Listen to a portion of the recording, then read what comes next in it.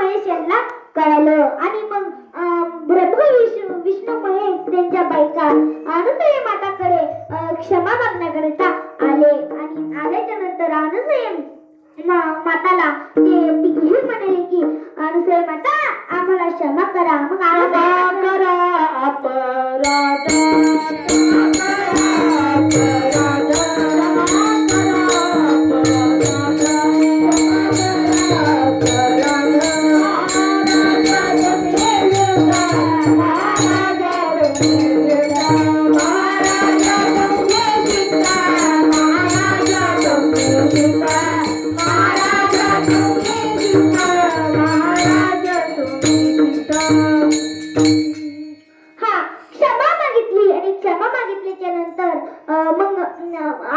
मातेला दया आली. दया आल्याच्या नंतर अनुसूया माता परत आत्रुमुनींकडे गेली आणि आत्रुमुनींकडे गेली आणि गेल्याच्या नंतर परत ती सगळी कथाकथन सांगितल्याच्या नंतर परत आत्रुमुनींनी त्या कमंडातलं पाणी त्यांच्या त्या बालकांच्या अंगावर शिंपडायला सांगितलं.